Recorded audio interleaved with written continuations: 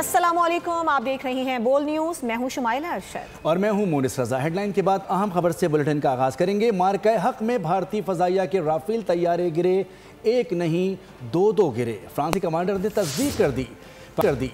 पाकिस्तानी फजाइया की बेहतरीन कारकर्दगी का भी एतराफ़ कर लिया। कहा कि पाक फजाइया भारत के मुकाबले में ज़्यादा बेहतर अंदाज में तैयार थी।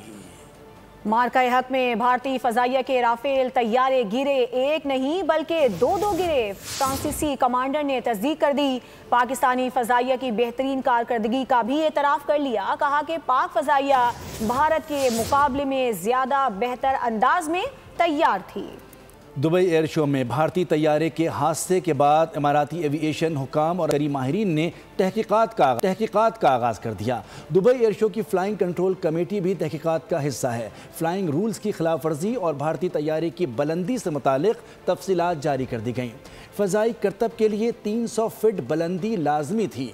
क्या भारतीय तैयारा 300 फीट की कम अज़ कम ऊंचाई से नीचे आया था? भारतीय जंगी तैयारी में मुमकिना तकनीकी खराबी की भी तहकीकात जारी हैं।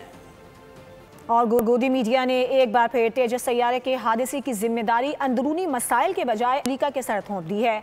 अर्नब गोस्वामी और रिटायर्ड जनरल बख्शी ने हादसे का पूरा मलबा अमरीकी इंजन पर डालकर एक नई बहस छेड़ दी है।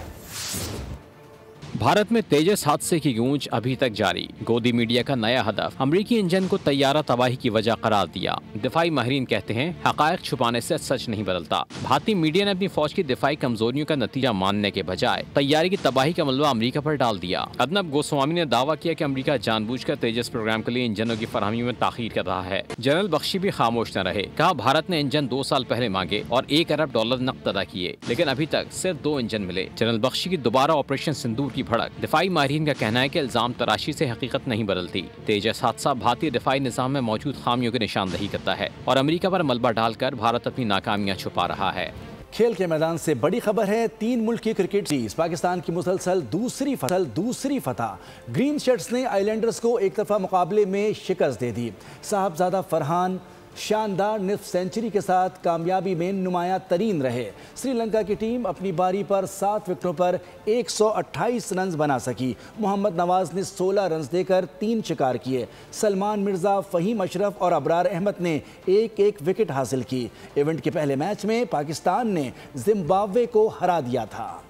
और साहबजादा फरहान के सामने श्रीलंकन बॉलर्स मुकम्मल बेबस दिखाई दिए। उनके बल्ले से उबलने वाला रन्स का सैलाब आइलैंडर्स को बहा ले गया।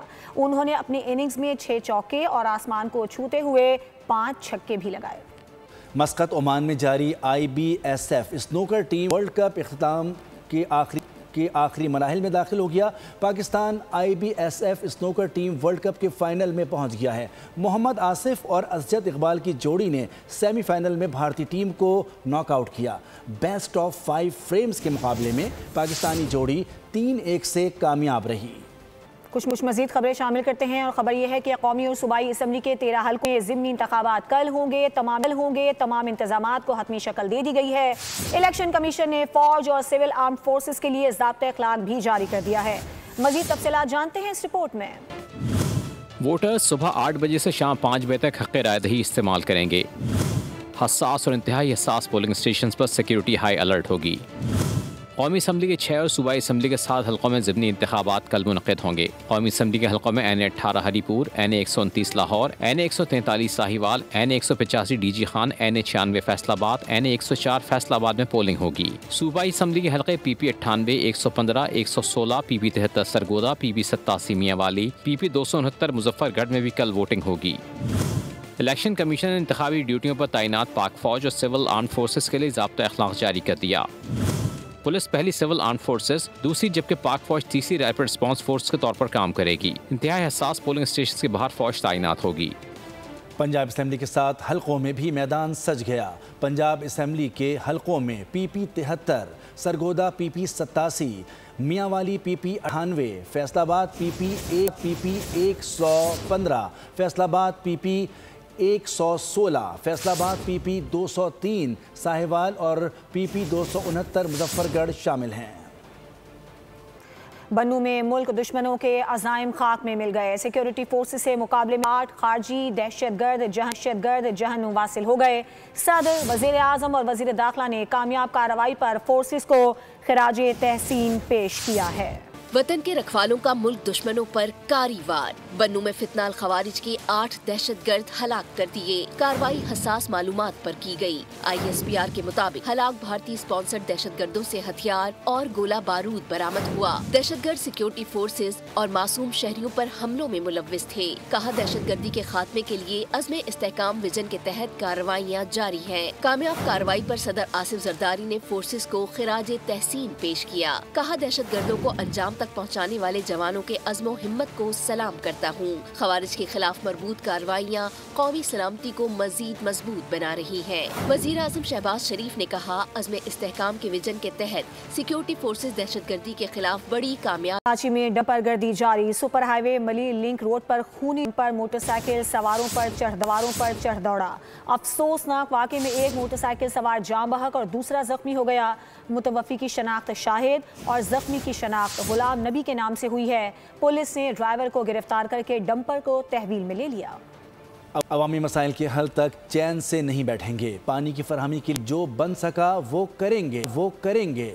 कमिश्नर साहब के साथ मिलकर मामले को हल करने की कोशिश कर रहा हूँ। मेयर कराची मुर्तज़ा वहाब ने मुखालफिन को निशाने पर भी लिया। कहा कि कमर्शलाइजेशन सब जानते हैं किसके दौर में हुई। MQM वाले भाई हमारे हर हुकूमत का हिस्सा होते हैं लेकिन करते कुछ नहीं। अगर उनके लेवल पर मसला हल होता है तो ठीक है, वरना मैं अपना के इलेक्ट्रिक का नया वहाँ PMT लगाऊंगा, मैं उसको चालू कर दूंगा।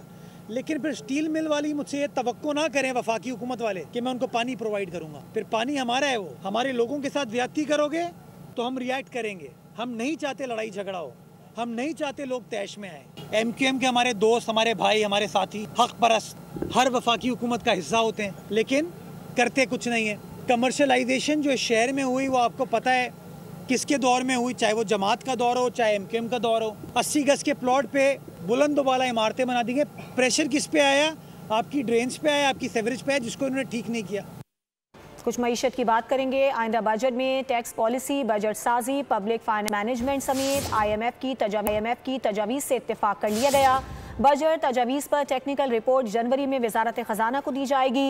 बजट में अहम तब्दीलियों की तजावीज़ देकर IMF वफ्द वापस रवाना हो गया। हुकूमत ने IMF के साथ आइंदा बजट के लिए टैक्स पॉलिसी, बजट साजी, पब्लिक फाइनेंस मैनेजमेंट में तब्दीली पर इत्तेफाक कर लिया। वजारत खजाना के मुताबिक IMF वफ्द की तजावीज़ में public finance management, digitize plan तश्कील देना, PFM डिजिटाइज प्लान की निगरानी के लिए कमेटी तश्कील करना, बजट तैयारी के लिए मुकम्मल E-ऑफिस, E-पैड का इस्तेमाल करना, डाटा से तजादात खत्म करना शामिल हैं। डाटा की बुनियाद पर बजट साजी, बजट तैयारी में तमाम वजारतों के साथ मुशावरत का अमल बढ़ाना भी तकनीकी वफ्द की तजावीज़ में शामिल है। नए बजट के लिए टैक्स पॉलिसी पर भी टेक्निकल मिशन ने अहम तब्दीलियों के लिए तजावीज़ दी हैं। आइंदा माली साल के लिए बजट तजावीज़ पर टेक्निकल रिपोर्ट जनवरी में वजारत खजाना को दी जाएगी। IMF का तकनीकी वफ्द बजट में अहम तब्दीलियां करने की तजावीज़ देकर वापस रवाना हो गया है। दीगर खबरें शामिल करते हैं। आपको बताएं कि मुसल्लह अफराद ने नाइजीरिया की रियासत नाइजर कैथोलिक स्कूल से 287 अफराद को अगवा कर लिया। सेंट मेरीज स्कूल से 215 तालिब इल्म लड़कियों समेत 12 असातिज़ा को अगवा किया गया है, जिनकी तलाश का अमल जारी है। करीबी रियासतों के हुकाम ने एहतियाती तदाबीर के तौर पर तमाम स्कूल बंद करने का हुक्म दे दिया है। एक हफ्ते के दौरान स्कूल से अगवा का ये दूसरा वाक़या है। इजलास हुआ। पाकिस्तान रेलवेज़ की बेहतरी से मुतालिक इक़दामात पर तफसीली ब्रीफिंग दी गई। वज़ीर-ए-आज़म का कहना था कि रेलवे निज़ाम की बहाली के लिए उठाए जाने वाले इक़दामात लायक़ तहसीन हैं। वज़ीर रेलवे हनीफ अब्बासी और उनकी टीम की तारीफ़ की और कहा कि रेलवे की प्रॉपर्टी और ज़मीन के मामलात पर पब्लिक प्राइवेट पार्टनरशिप मॉडल इख्तियार करने की हिदायत की।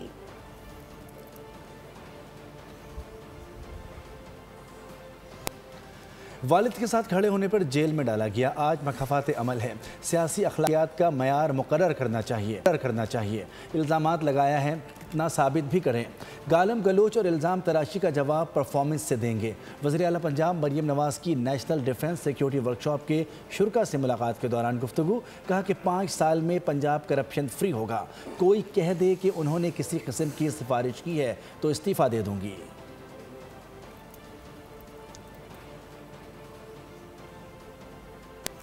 तहरीके तहफ़्फ़ुज़े आईन पाकिस्तान ने IMF रिपोर्ट में सामने आने वाले मुआशी बेज़ाब्तगी तहकीकात का मुतालबा कर दिया। मोहम्मद ज़ुबैर बोले कि IMF ने बेज़ाब्तगियों की निशानदही की। हुकूमती नुमाइंदे इस रिपोर्ट पर अपना मौक़िफ़ सामने रखें। 48 घंटों से ज़ायद का वक्त गुजर गया, किसी हुकूमती नुमाइंदे ने IMF रिपोर्ट की तरदीद नहीं की।